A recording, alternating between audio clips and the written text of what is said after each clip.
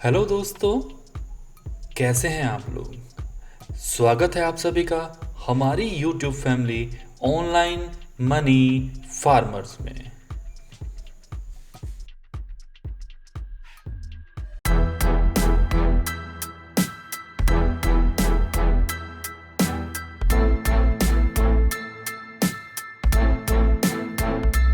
तो दोस्तों, आज की इस वीडियो में हम बात करने जा रहे हैं उन दो स्टॉक्स की जो हमने आपको पिछली वीडियो में बताए थे, जिसमें ये बताया गया था कि इन स्टॉक्स में ब्रेकआउट हुए हैं और अगर ये ब्रेकआउट में आप काम करना जानते हैं तो आप भी बना सकते हैं मुनाफा। अब किन किन जगह पे कैसे कैसे ट्रेडिंग की जाती है, यहाँ पर आकर बहुत सारे लोग कई बार अटक जाते हैं, कई बार उलझ जाते हैं कि यार ये ट्रेडिंग लेवल था या नहीं था, यहाँ पर एंट्री लेनी चाहिए थी या नहीं लेनी चाहिए थी। कुछ इस तरीके की समस्याएं कभी कभी आ जाती हैं। तो मैं आपसे आज उन्हीं के बारे में डिस्कस करूंगा और दिखाऊंगा कि कहाँ पर हमारा कौन सा ट्रेड एक्टिवेट हुआ है और कौन सा ट्रेड एक्टिवेट नहीं हुआ है। चलिए, तो सबसे पहले हम बात कर लेते हैं एल&टी के बारे में। एल&टी के अंदर अगर आप ध्यान से गौर से देखें तो मैंने आपको इस कैंडल में जब मार्केट था तब मैंने आपको वो वीडियो में बताया था कि ये जो है वो ब्रेकआउट हुआ है यहाँ पे, और मार्केट अगर सस्टेन करता है और दोबारा से करेक्शन करके मार्केट जंप होता है then we can go for buy. अगर आप ध्यान से देखेंगे तो ये चीज़ यहाँ पर आपको दिख सकती है साफ साफ। यहाँ पर आप देखें ये चीज़, ये मेंशन है कि अगर मार्केट करेक्शन करके दोबारा मिलता है then we can go for buy. Correction को एंटर करने के लिए दो तरीके होते हैं, वो भी आपके साथ डिस्कस करते हैं। पहला तरीका होता है जब आप करेक्शन के अंदर एंटर करते हैं तो वो एक तो होता है कि मार्केट ने एक लेवल पे हाई क्रिएट किया, उस लेवल का फिर ब्रेकआउट लिया। अब जैसे ही ये ब्रेकआउट होता है तो बहुत सारे लोगों को लगता है कि ये इसका एंट्री पॉइंट है या फिर ये इसका एंट्री पॉइंट है। बहुत सारे लोगों को ये भी कहा जाता है कि भैया करेक्शन करके मार्केट अगर ऊपर जाता है then you can go for buy.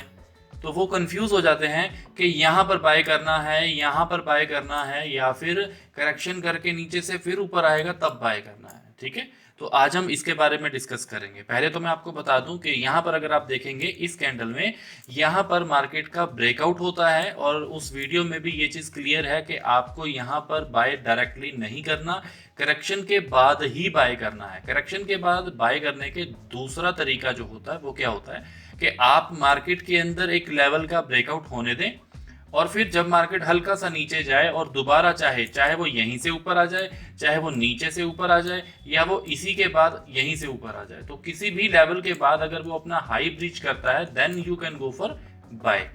दूसरी ऑप्शन होती है कि अगर मार्केट ने एक हाई क्रिएट किया, एक ब्रेकआउट लिया और फिर मार्केट करेक्ट होती है, नीचे जाती है, तब आपने तब तक बाय में एंटर नहीं करना जब तक वो अपने इस लेवल के ऊपर, जहां से ब्रेकआउट हुआ था उस लेवल के ऊपर नहीं आ जाती है, तब तक आप उसमें बाय में एंट्री नहीं करते हैं।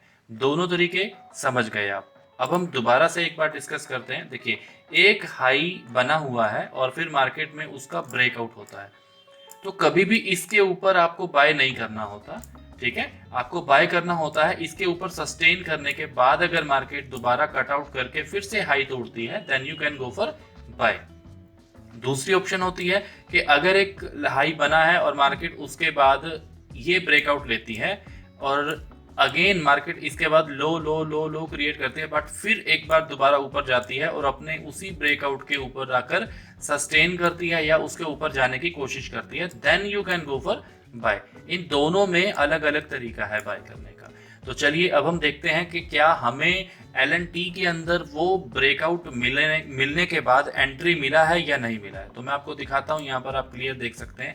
यहाँ पर मार्केट ने ब्रेकआउट तो लिया लेकिन उसको करेक्ट करने के बाद हाई ब्रीच नहीं किया, और ना ही उसके बाद लो में मार्केट एंटर करने के बाद अभी तक ऊपर गया है।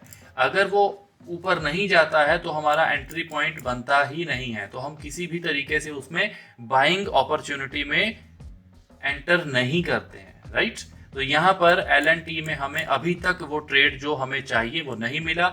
आने वाले दिनों में अगर ऐसी पॉसिबिलिटी बनती है और मार्केट यहाँ पर कुछ बिना, जब तक वो उसका लो नहीं तोड़ती, ठीक है, तब तक आप देखिए अभी तक उसका लो भी नहीं टूटा है, जो हमने एसएल दिया था वो भी नहीं टूटा है। तो यहाँ पर ऑप्शन है कि अगर मार्केट इसके ऊपर सस्टेन करती है और यहाँ से फिर से एंट्री पॉइंट बनाती है then we can go for buy here. और अगर मार्केट यहाँ पे बहुत ज़्यादा लंबा टाइम बिता देगी तब हमको एंट्री करने के लिए इसका अगेन ब्रेकआउट ढूंढना पड़ेगा। हम डायरेक्टली ऐसे ही एंटर नहीं कर पाएंगे। तो दोबारा मैं आपको चीज़ें रिपीट कर रहा हूँ ताकि आप कोई भी गलती ना कर बैठें और कोई नुकसान की आशंका रहे ही ना। देखिए, अगर तो मार्केट अब जैसे यहाँ से करेक्शन करके ऊपर जाता है तो यहाँ पे इस लेवल पे आता है तो हम बाय एंटर कर सकते हैं। बट अगर मार्केट काफ़ी टाइम इसी के नीचे बिता देता है और फिर यहाँ से आके ब्रेकआउट लेता है और हमें लगता है कि यार सर ने ये बोला था, तो हम यहाँ पर बाय नहीं करेंगे, क्योंकि यहाँ पर मार्केट ने बहुत टाइम बिता दिया है। और उसके बाद हमें बाय करने के लिए ये ब्रेकआउट के ऊपर जाकर फिर से वही थ्योरी जो मैंने आपको सिखाई है, इसके बाद करेक्ट करके ऊपर जाने वाला पॉइंट ही बाय एंट्री देगा। जल्दबाजी में कोई भी फैसला ना लें। कोई भी फैसला जल्दबाजी में लिया जाए तो नुकसानदायक हो सकता है। चलिए अब हम अपने दूसरे स्टॉक की तरफ चलते हैं जिसके अंदर हमने आपको डिस्कस किया था उसी वीडियो में, TCS, टाटा कंसल्टेंसी सर्विसेज। अब आप देखिए इसके अंदर सेम वही हुआ है जो जैसा मैंने आपको पीछे वीडियो में अभी बताया है। यहाँ पे मार्केट ने ये कटआउट किया है, कटआउट के बाद मार्केट थोड़ा रुका और फिर से उसका हाई ब्रीच करता है, that is your buy entry. यहाँ पे आप देखेंगे ये उसका कटआउट है। इस वीडियो में जो लास्ट वीडियो थी हमारी उसमें हमने यहाँ पर मेंशन किया था और ये भी बताया था कि ये कुछ इस तरीके से मार्केट जो है वो ऊपर जा सकती है। आप देखिए, खुद नजर मारिए इस जगह पे, क्या मार्केट ने इस लेवल के ऊपर आकर अपना हाई पॉइंट के बाद करेक्शन किया और फिर उसका हाई ब्रीच किया। Now you can enter here. यहाँ से आपका बाय एंट्री जो है वो काउंट होता है और उसके बाद ये लेवल जो है आपके टारगेट पॉइंट्स की तरफ चलते हैं। तो आपको अगर मैं दिखाना चाहूँ कि हम यहाँ पर कैसे इस ट्रेड के अंदर कहाँ पर स्टिल एंट्री मिली हमें, तो हमें एंट्री मिली है यहाँ पर 3490 के आसपास लगा सकते हैं, क्योंकि थोड़ा बफर करते हैं हम। 3490 के आसपास हमें एंट्री मिली है और आज मार्केट ने 3700 के आसपास, मतलब 3697 रुपए का हाई मारा था। तो मार्केट ने एक अच्छा खासा ऊपर को बूम दिया है। आप देख सकते हैं यहाँ पे 34। अब आप एक आइडिया, एक सिंपल रफ आइडिया लगा के चलिए तो हम यहाँ पर 200 पॉइंट के आसपास अर्न कर चुके हैं।